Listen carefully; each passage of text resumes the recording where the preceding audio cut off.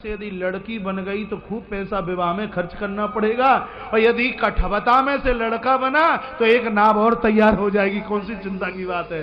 इसलिए कठवता भरी ले आवा, कठवता लेके आया। कठवता लाने का एक भाव ये भी है, केवट ने मन में विचार किया कि जब जब नाव में पानी आया तो कठवते से मैंने उसको उलीचने का काम किया। मेरी डूबती हुई नाव को मेरे कठवते ने बचाने का कार्य किया। भगवान के चरण नाव में पड़ेंगे तो नाव धन्य धन्य हो जाएगी, लेकिन ये कठवता मुझे उलाहना देगा और कहेगा कि केवट तुमने बड़ा पक्षपात किया।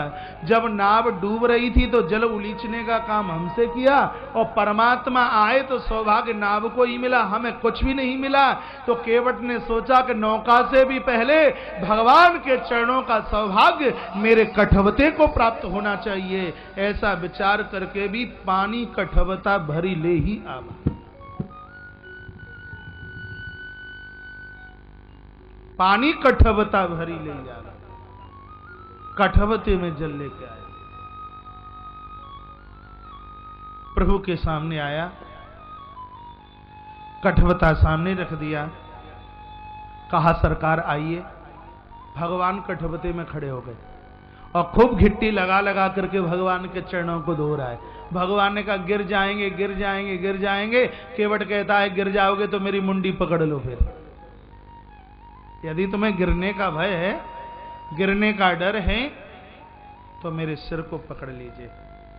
भगवान ने अपने दोनों के दोनों हाथ केवट के सिर के ऊपर रख लिए। बिल्कुल ऐसा लग रहा है कि जैसे कोई माँ अपने बच्चे को निला रही हो। बूढ़ी बूढ़ी माताएं बैठी होंगी, बैठी हैं, और उनको ये पता है, पुरानी बात है कि जब बच्चों को निलाया जाता तो परात में खड़ा कर दिया जाता। ध्यान है, परात में खड़ा कर दिया जाता, खूब घिस घिस के पामों को साफ किया जाता।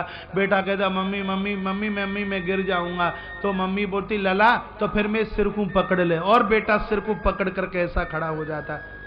माला मैया को जगह नहीं, गिर जाएगी बिल्कुल। हाँ नहीं पीछे, हाँ ये जगह बोली बांके बिहारी लाल की, कृष्ण कन्हैया लाल की। ड्राइवर के बगल में तो बैठ के वैसे भी नहीं सोते, नहीं तो गाड़ी खड्डे में गिरेगी जाके। कोई पीछे वाला सो ले, वो आगे बैठ करके सो गई तो गड़बड़ हो जाएगी। बोली बांके बिहारी लाल की, कृष्ण कन्हैया लाल की, जय रामचंद्र भगवान की, जय जय श्री राधे, जय जय श्री राधे श्याम। अति आनंद उमगी अनुरागा, चरण सरोज पखारन लगा। बड़ी आनंद की उपलब्धि हुई। मध्य में श्री गौरी शंकर जी विषयन मंत्री मध्य प्रदेश सरकार, एक बार जोरदार तालियों के साथ सम्मान कीजिए।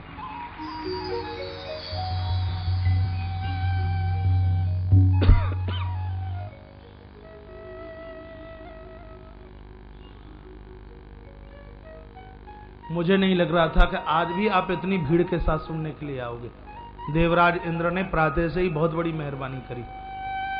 ग्रंथों में लिखा कि यज्ञ में वर्षा होवे तो वह शुभता का सूचक है, और कोई भी व्यवधान नहीं, कोई भी परेशानी नहीं। और इस ऋतु में, इस महान यज्ञ के मध्य में यदि पानी की बूंदें गिरी हैं तो इस शुभता का प्रतीक है कि 33 करोड़ देवता हमारे और आपके ऊपर प्रसन्न हैं। पीछे शिवलिंग निर्माण भी चल रहा है बराबर अपनी उसी और जोर से, और कथा में भी कोई दिक्कत नहीं है। संख्या उतनी ही होने वाली है जितनी रोज होती थी। एक बार पुनः भाऊ का जोरदार तालियों के साथ मान कीजिए। इस बात का प्रतीक है कि मध्य प्रदेश की राजनीति में धर्म नीति है। फिर ताली बजाइए।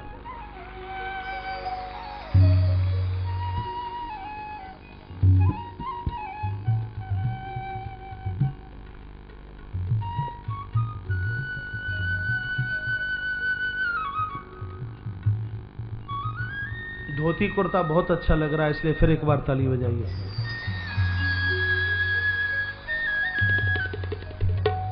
जब ये अंदर से प्रवेश कर रहे थे तब तो मुझे लगा कि कोई पंडित जी महाराज आ रहे हैं, फिर मैंने जब चेहरे को देखा तब लगा कि श्री बिसेन जी आ रहे हैं। बड़ा अपनी संस्कृति, अपना परिधान बहुत अच्छा लगता है। यह सौभाग्य तो हिंदुस्तान का है जहां माताओं के सिर के ऊपर पल्लू होता है, लंबी चोटी होती है, अपने परिधानों में हम इतने सुंदर लगते हैं। परदेश की धरती पर तो 90 साल की बुढ़िया भी जीन्स की पैंट पहन के चलती है। ये सौभाग्य तो हिंदुस्तान का है, ये भारतीय संस्कृति है। तो मान करने के लायक है, सम्मान करने के लायक है। चरण धोए केवट ने भगवान के, तत्पश्चात अपने खानदानियों को बुलाया। केवट सबको चरणोदक लेने लगा, चरणोदक देने लगा। माता इधर ध्यान दीजिए, सबको चरणोदक देने लगा। लखनलाल को माता जानकी बोली है कि आज परमात्मा के मंदिर के पुजारी केवट है, जब तक पंक्ति में नहीं लगोगे तब तक प्रसाद मिलने वाला नहीं है। लखनलाल ने कहा हम क्षत्रिय हैं, किसी से हम मांगते नहीं, तो केवट से हम कैसे मांगेंगे। मैया ने कहा जब सरकार ने ही मांगना शुरू कर दिया तो फिर हमें कौन सी शर्म की बात है, इस दरबार में बिना मांगे मिलेगा नहीं। इसलिए आइए पंक्ति में खड़े हो जाइए। लखनलाल और माता जानकी भी उसी पंक्ति में आके खड़ी हुई है। केवट जब जानकी और श्री लखनलाल को चरणोदक दे रहा था, अतिशय गुदगुदी हो रही थी, आनंद की उमंगता दौड़ रही थी, तब मेरे प्रभु बोले भैया केवट अब तो सब कुछ हो गया, अब तो पार उतार दे। केवट ने कहा मेरे यहाँ का एक नियम है। क्या नियम है? जो पहले आता है उसको पहले पार उतारता हूँ, और जो बाद में आता है उसको बाद में पार उतारता हूँ। भगवान बोले ये नियम हमारे लिए है कि सबके ही लिए है? केवट ने कहा कि सबसे पहले नियम आपके ही लिए है। कहा हमारे लिए क्यों है? तब केवट ने कहा याद कीजिए, जब तुम्हारे दरबार पर लोग आते हैं तो तुम नियमों की झड़ी लगा देते हो, कहते हो माता पिता की सेवा करी कि नहीं, कथा सुनने के लिए गए कि नहीं, यज्ञ अनुष्ठान किए कि नहीं, दान व्रत किए कि नहीं, भंडारा इत्यादि किया कि नहीं, नियमों की शर्त लगा देते हो। लेकिन भगवान आज पता लगेगा कि नियमों की शर्तों को कैसे पूरा किया जाता है, आज तुम्हें पता लगेगा। ऐसे पार नहीं उतारूंगा। भगवान बोले तो भाई कैसे पार उतारेगा? केवट ने कहा पहले ये बताइए कि पिंडदान के मंत्र कुछ आते हैं कि नहीं? भगवान बोले आते तो हैं। कहां पढ़े? गुरुदेव वशिष्ठ के गुरुकुल में। तो केवट कहता है कि मैं तो गंगा के तट पर बैठता हूं, मैं तो अपने पुरखों के लिए करूंगा तर्पण, और आप बोलोगे मंत्र, और ये मेरी शर्त है भगवान, पहले आप मेरे पुरखों को पार उतारिए और उसके बाद में फिर मैं आपको पार उतारूंगा। पद पखार जल पान कर आप सहित परिवार, पितर पार कर प्रभु है पुनि, पहले मेरे पुरखों को पार कीजिए, उसके बाद में फिर मैं आपको पार उतारूंगा। भगवान बहुत मुस्कुराए, चरणों को धोया है, और तत्पश्चात केवट धरती पर लेट गया। कहा मेरी पीठ के ऊपर पांव रखते रखते नाव तक जाना है। प्रभु ने कहा ऐसा क्यों? तो केवट कहता है मुझे खतरा आपसे नहीं है, मुझे खतरा आपके चरणों से लगी हुई रज के द्वारा है। यहां से नाव तक जाओगे और वहां तक रज लग गई और मेरी काट की नेबरिया स्त्री बन गई तो गड़बड़ हो जाएगा, इसलिए आप मेरी पीठ के ऊपर पांव रखते जाइए। केवट सामने लेट गया है और भगवान ने मुस्कुराकर केवट को अंक में भरा है। मेरे प्रभु नाव में बैठ गए और नाव जैसी आगे की तरफ चली है तो झंकोरा देना शुरू किया केवट ने। भगवान बोले अरे भाई ये चक्कर क्यों लगवा रहा है, परेशान क्यों करता है, डर लग रहा है हम गिर जाएंगे। केवट ने कहा अच्छा जी गिर जाओगे, एक बार गंगा को पार कर रहे हो तुम्हें गिरने का डर लग रहा है, जब ये जीव 84 लाख बार इस भवसागर को पार करता होगा तो जीवात्मा की क्या हालात होती होगी। हमारे मध्य में भारत माता मंदिर के अधिष्ठात्रा शमन में परिवार जिनके स्वप्न में साकार हुआ, मेरे दादा गुरु पूज्यपाद पूज्य चरण निवृत्तमान शंकराचार्य पूज्य स्वामी श्री सत्यमित्रानंद गिरि जी महाराज। दुनिया का ऐसा कोई देश नहीं जिसका भ्रमण मेरे बड़े महाराज जी ने ना किया हो। उनके ही परम शिष्य और मेरे चाचा गुरु पूज्य चरण पूज्य स्वामी महामंडलेश्वर पूज्य स्वामी श्री अखिलेश्वरानंद जी महाराज का आगमन हमारे मध्य में हुआ है। जोरदार तालियों के साथ में उनका मान उनका सम्मान कीजिए। तत्पश्चात ताली हल्की सी बजी है, एक बार झंकार बोल जाए परिसर में।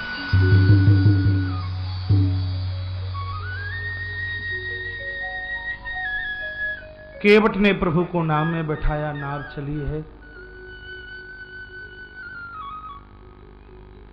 और कब प्रभु को पार उतार दिया केवट ने पता भी न लगा। भगवान नौका से नीचे उतर के आए,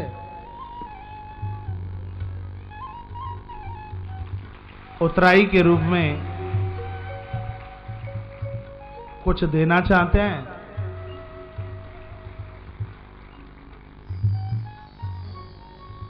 केवट ने मना कर दिया।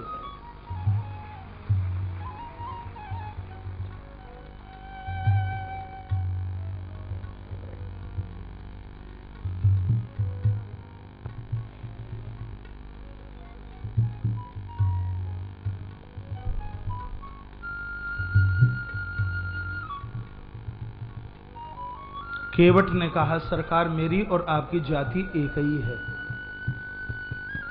मुझे आपसे कुछ नहीं चाहिए। लखनलाल के क्रोध भरी आंखें और कहा, प्रभु मार डालूंगा इसको। अभी तक पिता की सौगंध खा रहा था और अब इसने हमें अपनी बिरादरी का बना दिया। केवट ने कहा, गर्मी मत दिखाइए, हमारी और सरकार की जाति एक ही है, हम दोनों का काम एक सा है।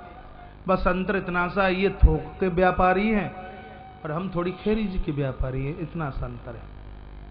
मेरे इस तट पर लोग आते हैं तो उनको मैं उतारने का काम करता हूं, और इनके भव सागर के किनारे जो लोग चल करके आते हैं, ये भक्तों को भव सागर से तारने का काम करते हैं।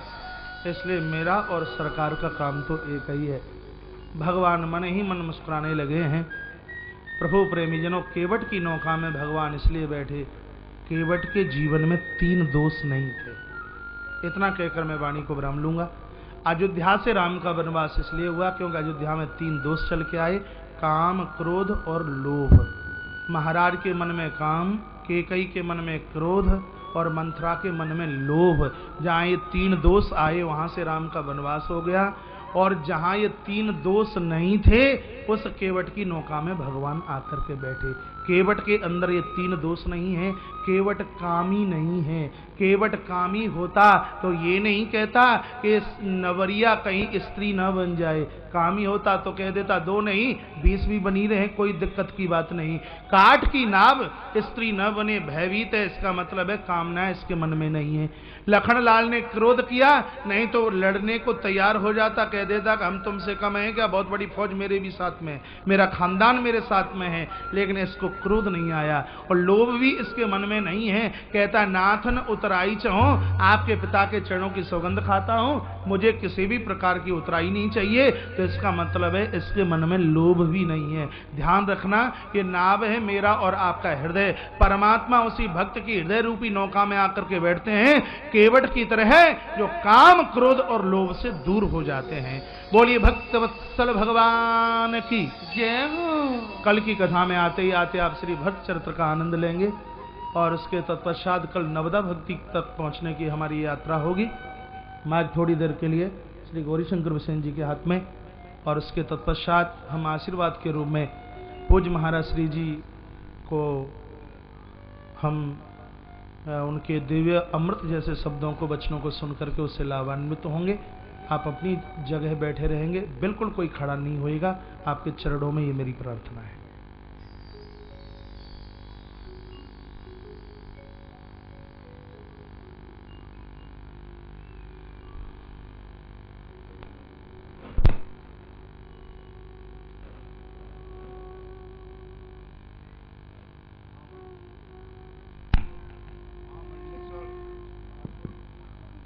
माइक। हेलो, महामंडलेश्वर स्वामी अखिलानंद स्वामी जी हमारे बालाघाट के लिए हमारे अपने परिवार के सदस्य। महामंडलेश्वर से पूर्व हिंदू जागरण में, हिंदू धर्म के जागरण में आपने इस देश का मार्गदर्शन किया है, हमारा मार्गदर्शन किया है। पूज्य कौशिक जी महाराज, जिन्होंने अभी अभी महामंडलेश्वर जी से जो उनके रिश्ते हैं, संबंध हैं, पारिवारिक संबंध, उसे आप तक पहुंचा है। यह जब रुद्राभिषेक महायज्ञ 11 करोड़ पार्थिव शिवलिंगों का आपके हाथों निर्माण,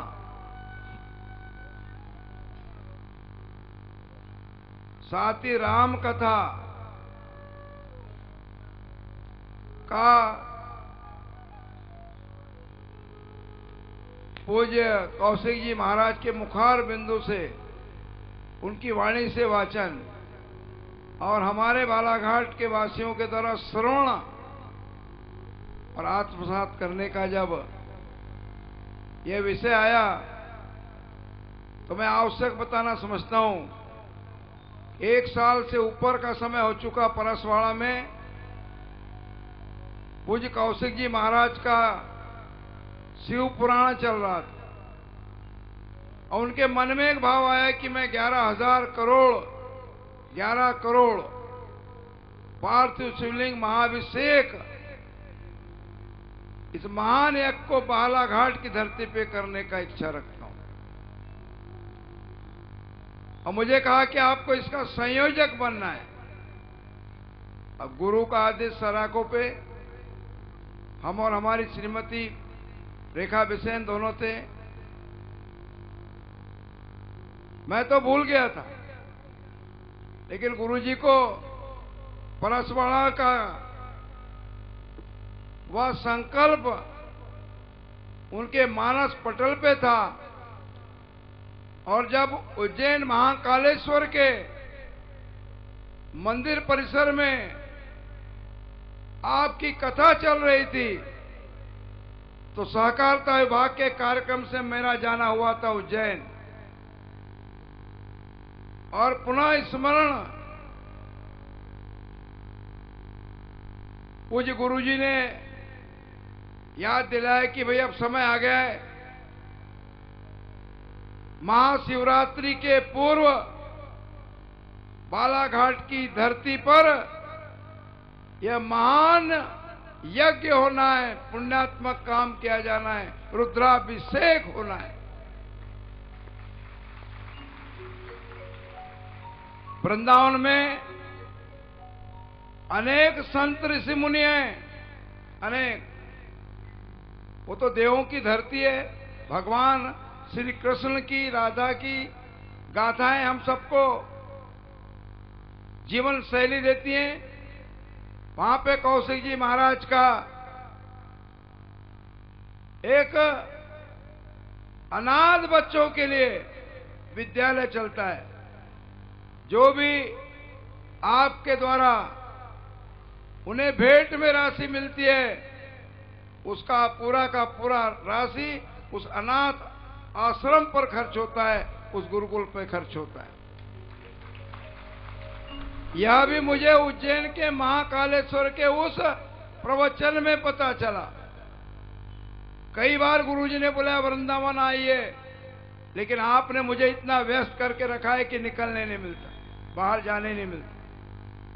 और मैंने उस समय में कहा कि भाई छोटी सी राशि हम देंगे, बहुत छोटी सी थी, 1,11,111। फिर मैं भूल गया था, वो राशि भी देना भूल गया। लेकिन जब बालाघाट में हम लोग व्यवस्था के सदन में बैठे और गुरुजी से मैंने पूछा कि राशि पहुंची क्या नहीं, बोले भाई भाव राशि नहीं आई।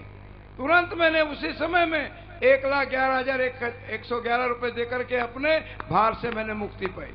यह बात इसलिए मैं आपसे कहना चाहता हूं कि हम सब लोग अपने पारिवारिक प्रपंच में, अपने सामाजिक काम में, अपने विभिन्न दायित्वों में इतने विलीन रहते हैं कि कई बार हम लोग जो कहते हैं वचन, घोषणा, आश्वासन, वे मन में रहते हैं लेकिन अपराध कारण से पूरे नहीं होने पाते।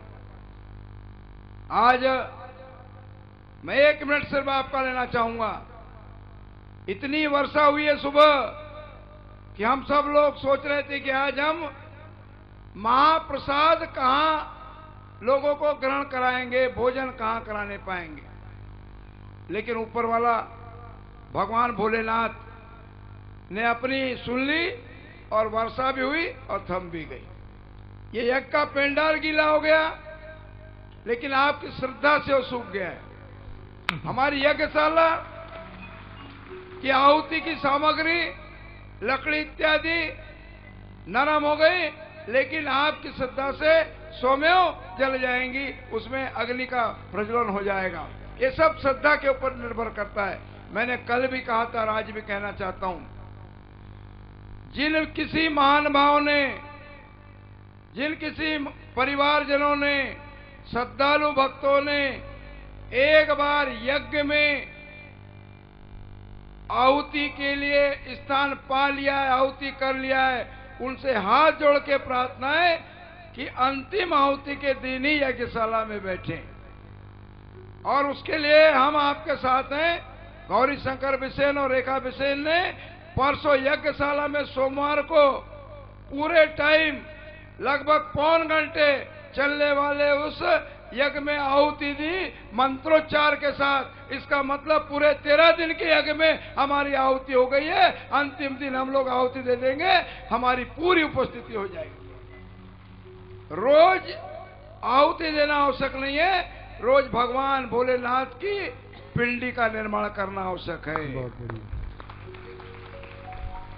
ये हाथ जिन्होंने अच्छे काम भी बहुत किया है, लेकिन कभी कभी कुछ हमसे गलत काम भी हो जाते हैं। हमसे तो होते हैं, इंसान से गलतियां होती हैं, मानव से गलतियां होती हैं। हमारे जाने अनजाने में कई जीव जंतु हमारे हाथ और पैरों के नीचे दब जाते हैं। हमसे कई ऐसे फैसले हो जाते हैं जो हमको नहीं करना चाहिए। उनको फिर से धोने का और अपने हाथ की रेखाओं को खोलने का एक अवसर है। अपने हाथों से भगवान शिव के पिंडों का निर्माण करें। अब मैं और अधिक न कहते हुए, समय की मर्यादा है, आप सबका अभिनंदन करता हूं, स्वागत करता हूं। और आप पुनः कल आगे की 21 तारीख तक पधारे और भोजशाला में महाप्रसाद अवश्य ग्रहण करें। इसी निवेदन के साथ में आप सबका प्रणाम। वंदे मातरम। भारत माता के जय। हर भला हर हर महादेव।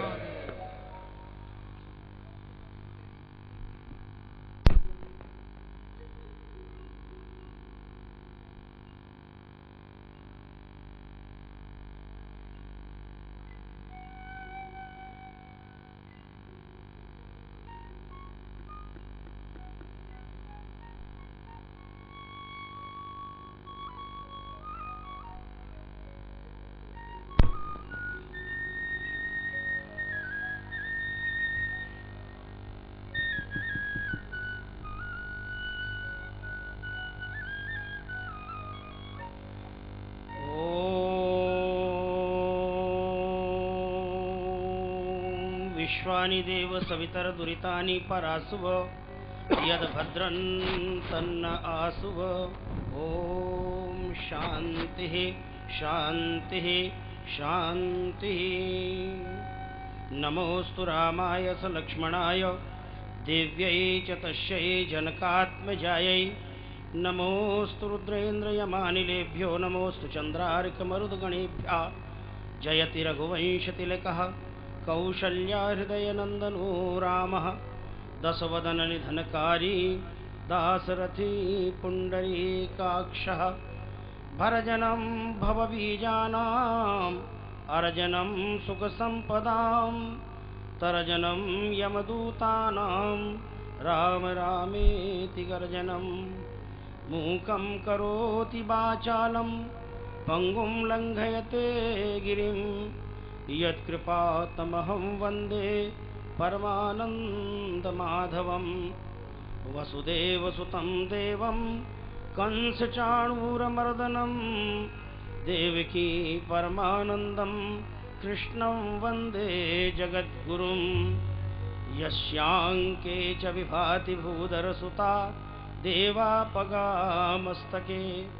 भाले बालविदुर्गले च गरलं यस्योरसि व्यालराट् सोऽयं भूतिविभूषणः सुरवरः सर्वाधिपः सर्वदा सर्वः सर्वगतः शिवः शशिनिभः श्रीशङ्करः पातु माम्।